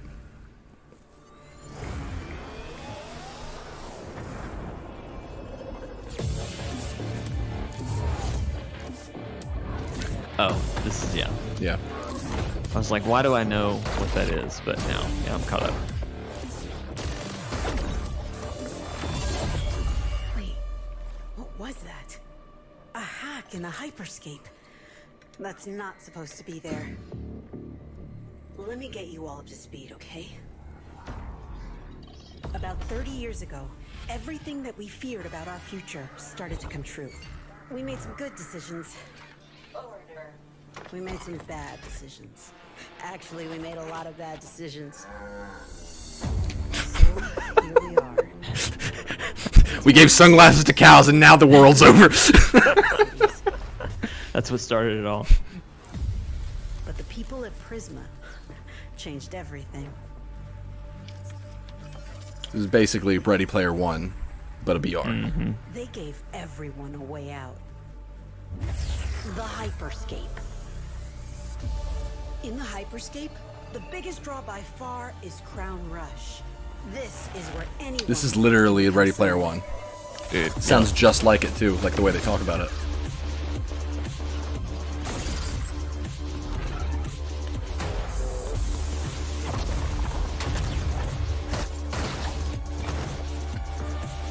That's smart though, what they're doing. Because notice, Hyperscape as a BR is one mode of Hyperscape, so they gave it room to be expanded on as something else other than a BR in the future. Because she said the most important draw is this game. So what the BR is actually something within Hyperscape, but if BR ever becomes unpopular, they can just completely change the direction of Hyperscape. That's smart. That's forward thinking. Users disappearing from the real world. A darker secret lies at the heart of Hyperscape. And we have to find it. Some of us are searching for a way up. Some of us for a way out. And for others, a new way altogether. That's what brings us to the edge of the future. To the Hyperscape. Huh. That's The freaking creative brilliant. director on Hyperscape. I have to give him props. JC's work on Far Cry Primal and multiple Prince of Persia titles has That established picture. him as a top creative here at Ubisoft. For me, what's exciting is we started building it from scratch. Seeing it grow, adding ideas is really cool. Hello, contender. Welcome to the Hyperscape. The game takes place in 2054. It's in a future where humanity has grown a little darker. One of the companies there, they are launching what's called the Hyperscape, which is a virtual world and the internet of the future. It's the place where everything converges. Within the virtual world, there is a battle royale that takes place in the virtual city of Neo Arcadia.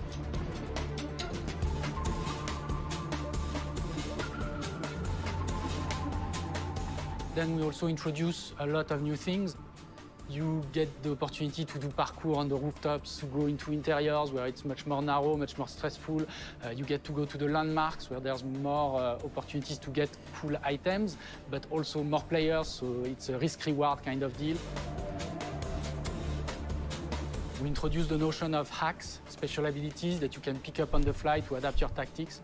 With hacks, you can do things like teleport yourself, you can wrap yourself into a ball and bounce around the battlefield. So a lot of abilities that let you have fun, that are toys that you can play with. And finally, it's made as a spectacle, so all the viewers will be able to interact with the game on different levels through the Twitch extension. So every few minutes, there's going to be a vote, and viewers will be able to decide what effect they want to affect the whole battle. So things like changing the gravity, infinite ammo, or stuff like that. So players, while this happens, really have to adapt to all kinds of stuff that is happening. That is cool.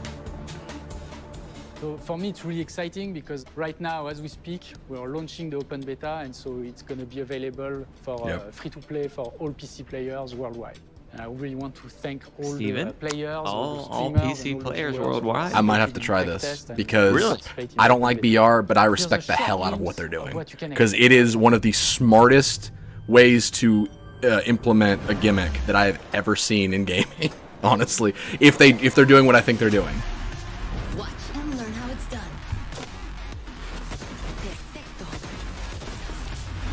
And plus, this just does look really cool. Showtime. It does look awesome. That's mine. Let's show them what I'm made of. Go time.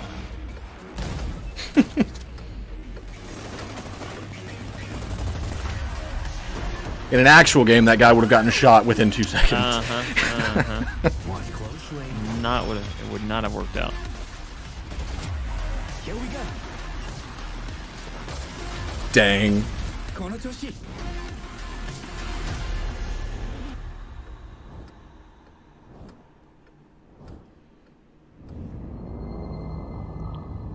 If you try it, Steven, stream it. That's today. That's today. I can't. I've got too much going on today. If it's still open tomorrow, I'll stream it. Incredible freedom when it came to designing characters. Production manager Ana Maria Musca is going to take us behind the scenes of character design. Character My name is Ana Maria design. Musca. I'm the production manager for characters and weapons on Hyperscape. We have paid an exceptional amount of detail to our characters. We switch different outfits, different fashion statements, different tattoos, different materials until we see them as real individuals, as real people. So the second you pick a character, you see them in game, you understand what their motivations are and what drives them and what challenges them. This was the first lineup of characters. This is our default base, but even starting from the hair down, everything has been meticulously thought of. Would this person actually like this type of outfit? Would this person enjoy the type of tattoos that we're putting on them? Will they actually like to be in this body? Each season, we plan to produce new outfits for these characters. So we're hoping some of our players are gonna see the effort and maybe even correlate some of the accessories to what's gonna happen in the game. We're very excited to see it in people's hands. They do, Brody. Those weapon animations are solid. Ubisoft has been working closely with console makers to take advantage of all the extraordinary capabilities these new consoles will offer. Now we have a special guest to tell us a little more. Hey everyone. Oh. Phil Spencer. Get out of here. I figured it would be Watch Phil, Dogs though. Legion. Ubisoft is supporting smart delivery. There you go. So you will get the absolute best version of the game on any version of Xbox you're playing. He looks like he just smoked a On joint before he Series X, turned his Skype on. You'll get to take advantage of the amazing work the team has done with DirectX ray tracing to create an absolutely immersive version of London like you've never seen before. Ubisoft has a unique ability to create immersive worlds, setting a new bar that continues to drive our industry forward. I'm a huge fan of Assassin's Creed. I love the time I've spent exploring the world in Assassin's Creed Odyssey, and I can't wait for you to see the gameplay from Assassin's Creed Valhalla that's coming up now. Cool. Good on him for not throwing in there capture on Xbox Series X. Since it was announced There's no time for you, Yusuf. And now it's time for a deep dive into the world of Vikings. My name is Julien. I'm telling you, Brody, just build a PC. Of Assassin's Creed Valhalla. Just build a So PC. a couple of weeks ago, we announced worth it. Assassin's Creed Valhalla, and You'll never have to pay for a game reaction again. from the fans was just amazing. The time period Hey, of Vector. Vikings What's up, is Vector Gaming? really, really inspiring. When we did our research, we found that they were not mindless barbarians. Vikings were actually farmers trying to find new land. That was a really funny but good transition. Human motivation. So for us to have this man. opportunity to tell kind of the real story about Vikings and kind of separate ourselves from the myths and the folklore is really something that drove us to make this game. The team went to Norway and England to take the same roads that the Vikings did, to really experience what it meant to be a Viking at that time. And then leaving Norway, which is barren but majestic, and just coming by boat in England and see those rolling green hills full of sheep, full of life, is just this moment that most likely the Vikings felt as well. You need to see this land of opportunity. And this is exactly the feeling we Did he want say players proportionity? to experience in this game. I'm not sure what he said. It is I don't think that's a word. personal adventure. It is the story of Eivor, a Viking chieftain. Eivor is either a male or a female. You decide when you start the game. They will have to leave Norway to settle in England because you just can't live in Norway anymore. There's too much political pressure, no resources available. We will, Brody. Almost certainly. Yeah, because they said that Phil said. Obviously, in England, Gameplay, and it's he's full never of lied before in his Saxons life. And other people, and they don't really want you there. So you will have to fight your way there to kind of build your own settlement and see your clan prosper. Vikings were brutal warriors. Shields! And the fact that they were mastering a lot of weapons coming from the medieval times really inspired us to kind of revamp the fight system, to leverage the brutality and the intensity of Viking combat. Didn't they just say they weren't brutal people? Vikings were not only fighting face to like, face. they weren't brutal They were masters barbarians. of stealth and deception when needed. They used basically any sort of tactics they could use. 'Cause the to Animus win the translates battle. for him, So Stowe, we want to obviously. portray the full range Obviously. of That actually combat is that you the can imagine in-canon coming reason from they've the been using Vikings. since day one for Assassin's Creed.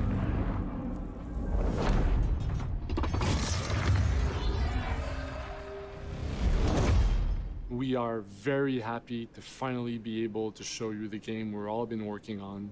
So please enjoy this deep dive into Assassin's Creed Valhalla. Here we go. Here we go.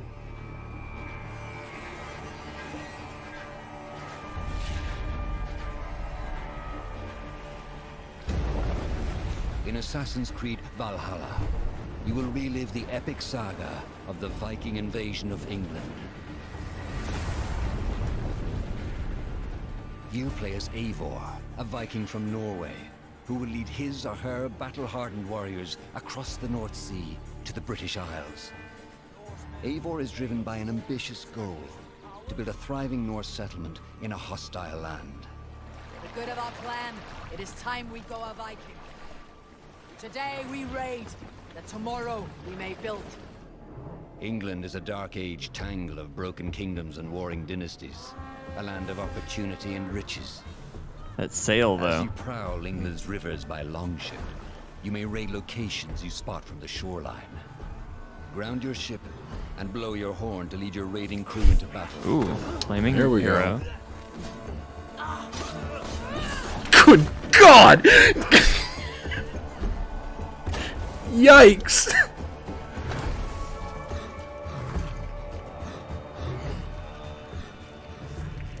Your crew will assist you in all your raids, fighting enemies, battering That's down cool. doors, and stealing cargo too heavy for one set of arms. Whatever riches and resources you pillage may be used to develop your settlement, giving you access to useful I like services, this part, better developing a tools, settlement and your again. settlers. At the heart of your settlement is the Alliance map. It will serve as a record of the allies you have made, and a guide for future opportunities. The Viking Age was a time of warriors and legends. In Valhalla, you will find the largest variety of enemies ever assembled in an Assassin's Creed game. Every archetype Was that offers a guy's unique pants on challenge. fire? Some will coordinate with their allies for special attacks, while others will use nearby objects to their advantage, including the bodies of fallen warriors. That's kind of cool. To face these attacks, you must find and exploit your opponent's weaknesses to gain the upper hand. Take the fight to your foes Good with a host lord. of powerful new combat abilities. Snare them with a Viking harpoon. Pummel them with throwing axes. Ooh. Incapacitate them with the new stun system to keep them at a distance, or finish them off.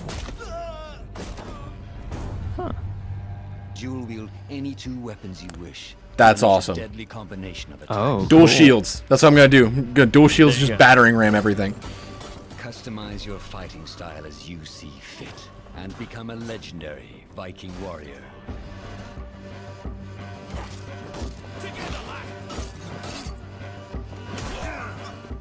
All combinations of weapons are available to dual wield, including two shields. Yes! I love how they knew that was going to be the first question Yep. someone asked. Yep. Oh my gosh. Not all situations call for violence. In this new land, a Viking must find a way to adapt. As Eivor is not welcome in England, you may need to outsmart your enemies, avoiding unwanted attention in towns and bustling cities. Use Eivor's hood and cloak to blend with crowds, and slip past watchful eyes, an unseen hunter among the people. I like that. Social stealth is looking good. From capital cities and villages to the dense forests and rolling hills of England, exploration is vital to keeping yourself sharp. You must feed off the land if you hope to endure. Hunt and forage to replenish your health. That's a big wolf. We're gonna fight, yeah, Finrod. Oh my gosh. Search pagan temples and Roman ruins for new activities and challenges to strengthen yourself and your settlement.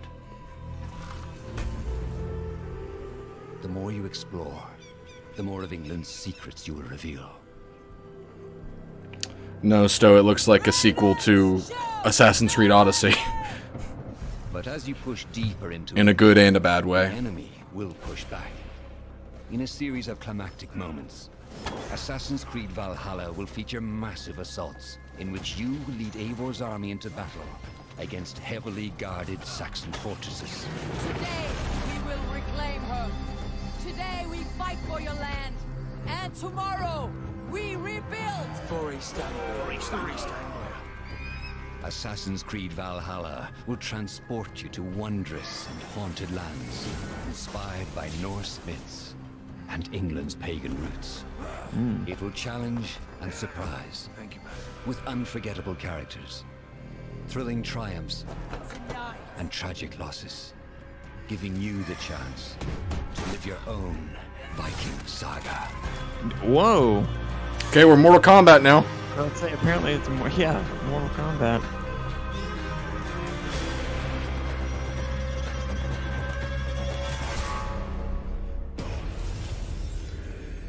That looked awesome. That looked really, really good.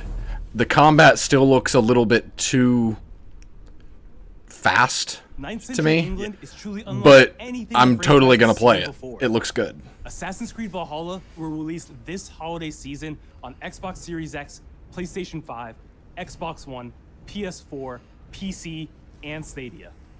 We got a release date, by the way, We're November close to wrapping 17th. up today, Yep. but I don't before know we if you go, our noticed that. CEO, Yves Guillemot, is here to share a few words. Okay, so I guess Far Cry isn't going to be shown. I hope you will have enjoyed It's going to be the last thing. what you have seen today, and that you will love playing these games. Yeah, they've still got like 20 minutes. I'm proud of our teams for delivering an ambitious, broad, and creative lineup of games. And we haven't shown you everything yet. In fact, we have a lot more to come. So you will have another Ubisoft Forward to reveal even more about our upcoming games. But before ending this show, we have one more thing to share with you. Come on. Come on. Do it. Yeah, here you go. Yeah.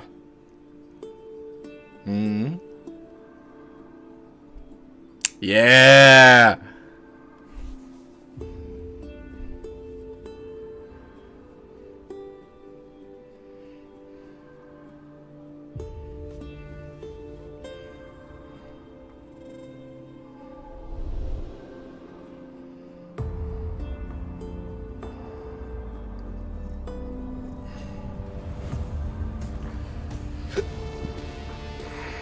What a killer intro. A lot of match cuts. Yeah. Goodness. This looks like a TV show intro. It does. Like this looks like something. Looks like the intro to Westworld.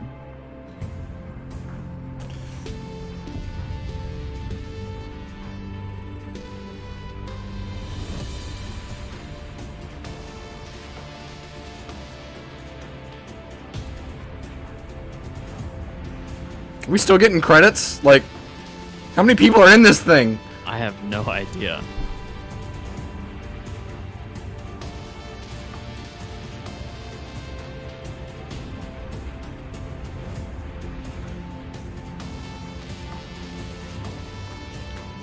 So this might actually be like a 20-minute short film for Far Cry 6.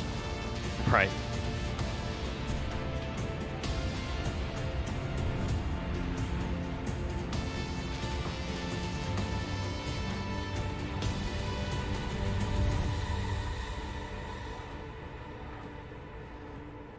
I didn't expect the title that quick.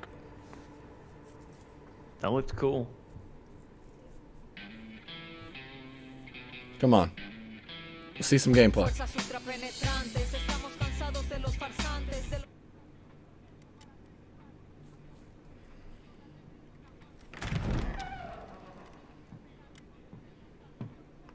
He's wearing Voss's colors. It's beautiful, Nico. Perfect, but useless. I have something for you, Diego. Give me your hands.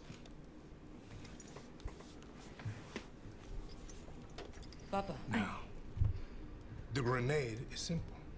It has 4 basic parts. The shell, which contains the explosive, the fuse, the handle, and of course, the pin. What are you doing? Breathe. The pin simply holds the handle in place. It is only when you let go that this grenade goes boom.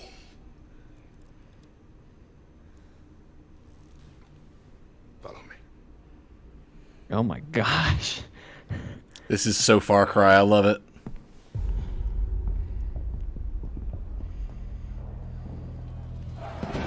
I am El Presidente, which means that someday you will be El Presidente.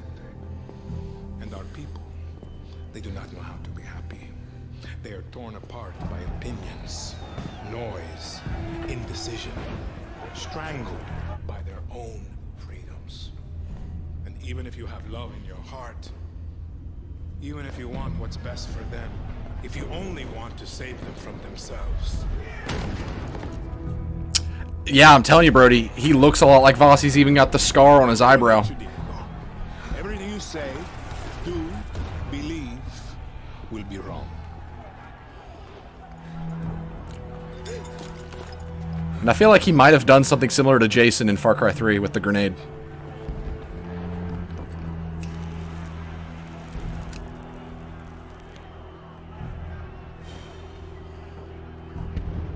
They will answer you with screams. Call you evil. A monster. And give you this. So you tell me, are you evil? Are you a monster?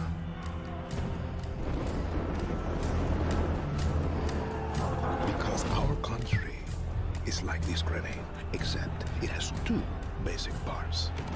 Our people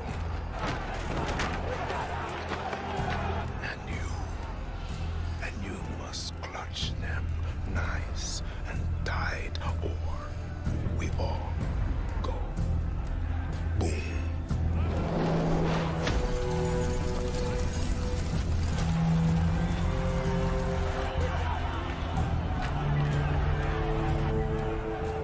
You understand now? Prove it.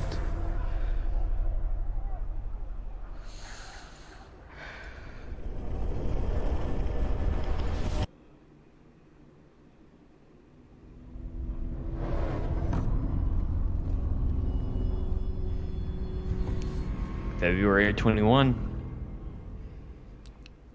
Good birthday present. And with that, He is we're such wrapping a up good our actor. first He's going to be a Ubisoft Forward. great villain. Yep. Like, if I was given the chance to pick who I wanted my next Far Cry villain to be, it would have been him. Watch Dogs Legion, Right. the cyber chaos of Hyperscape, and the epic reveal of Far Cry's newest installment, along with so much more. Remember, we'll be back later this year with another Ubisoft Forward filled with tons of game news and updates. Thanks for joining us. It has been interesting that all of these E3 replacement things have just continued to they keep saying like we're gonna have another one of these later in the year, like yeah. All right, thoughts? I think it looks great. So it looks like they're gonna go into some Assassin's Creed gameplay here. We won't do reactions all the way through Yeah, I that, just but lowered the volume so we can talk through everything. I thought it was great. I thought they showed what they needed to show. So, I mean, really, the big things were Watch Dogs, Far Cry, Valhalla.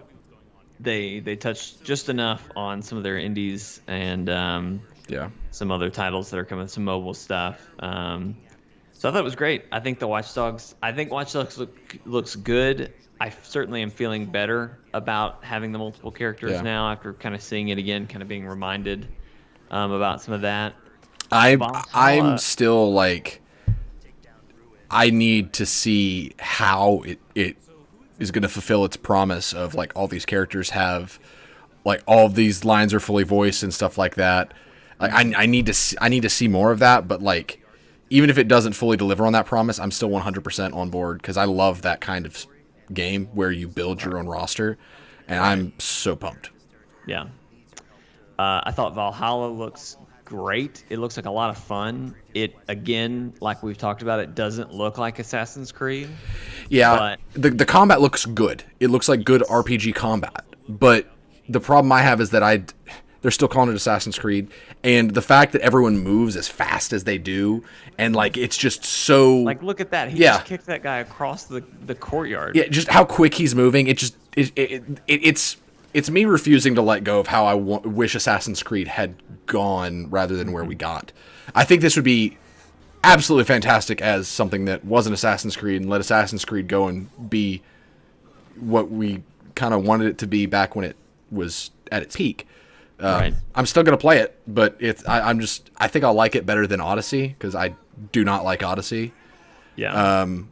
But you know, it's just I can't let go. Yeah, I'm excited. Well, and I thought it was interesting. They didn't really talk about historical stuff. I mean, obviously this is a historical era. Yeah. But like it mentioned characters, but it didn't mention like, or to my knowledge, it didn't show like historical. It showed a couple figures or anything either, which I'm sure that'll come. But anyway. Yeah, Brody. The way Unity was, that was the foundation for what I think Assassin's Creed should be, where it's more intentional, and like the way Arno moves, how he like you can see the motion of everything he's doing to where he looks like an actual grounded combatant. Whereas in games like this and Odyssey, they're just moving so fast and doing all these just inhuman, like demigod style moves. That's just not what I would have liked Assassin's Creed to be. Like I like the idea of assassins being grounded characters that can't just jump off cliffs and do a superhero landing because they're assassins. That doesn't make sense to me. So that's really my problem with it, is that it's suspension of disbelief, and also it's just losing focus of, because basically assassins are superheroes now, is right. What we're getting, and I just don't like that. Yeah. I'm definitely more excited about this one. The Egyptian time period and the Roman time period just didn't intrigue me as much with the previous two, but this is way more up my alley theme wise. I like the setting a lot more than those. I like social stealth being back. That's great. The dual-handed thing, the being able to dual wield any combination of weapons, that's going to be really, really cool to look more at. It was Greek, not Roman. Odyssey. Did I say that? You said Roman. It's fine. Oh, okay. Well, Stowe was just correcting you. But yeah, I mean, I'm excited for it. I'm going to be playing it on PC, and if it's good enough, I'll probably buy it on console when I get a PS5. It's just, this isn't how I would have wanted it to go. I would have hoped that it differentiated itself more from Odyssey, but. Right. I think it'll be a good game either way. And then Far Cry. I mean, we didn't really see much gameplay, but what do you think so far? I am believing more and more that this is a Far Cry 3 prequel, and that has me so stoked. Because unless if I'm wrong, Stowe and Can, unless if you saw anything that goes against this, that did not look present day. That very much looked like it was a few decades ago. And so I feel like the timeline could totally line up to where we're seeing what created Voss, and that is so exciting. If that's true, so I'm all on board. I love Gus. I need to go look up how to pronounce his name so I can properly credit him in the future. But I love Gus. He's a fantastic actor, fantastic villain. He's going to be a great villain. Yeah. So. Well, I think that's going to do it for us with this special edition of Chortlecast. Normally, we do the podcast every Monday at 12 o'clock Central Standard Time right here on YouTube, but we also stream on Facebook and Twitter, both at Chortle Games, and then also on Twitch, twitch.tv/Chortle_Games. There we go. But we stream throughout the week. Normally we stream on Thursdays, Fridays, and Saturdays. We haven't worked out a schedule yet, but Thursday night I will be live streaming my first impressions of Ghost of Tsushima. So be sure to tune in for that. And I probably Friday will do Paper Mario, and then Steven, I'm gonna let or Steven, I'll let you take Friday or Saturday, whichever one you want. I've got a lot of games that I could show you guys. Well, wait, we're in the middle of forward compatible. Never mind. I'm not allowed to play anything else. I mean, I wouldn't say you're not allowed to, but yeah. I'm probably going to do Thursday night, I'm going to do my first impressions of Ghost of Tsushima for sure. So probably around 11 p.m. Tune in for that if you want to check it out. Beware of spoilers, whatever. Whatever other stream I do this weekend will probably be Paper Mario, either Friday or Saturday. Steven and I will have to talk about that. And then Steven will be doing Watch Dogs all week long. Yeah, there will be a bunch of streams. I don't know if it's going to be every night, but I'm trying to stream whenever I've got time because Watch Dogs is kind of my first foray into a lengthy open world Ubisoft game as a forward compatible. So there's a lot of content to get through, and I feel like we've barely scratched the surface. Kaylin, you missed a lot. Watch the playback because we're currently closing. We're wrapping it up. Yep. But anyway, thank you guys for watching, and we will see you guys next time.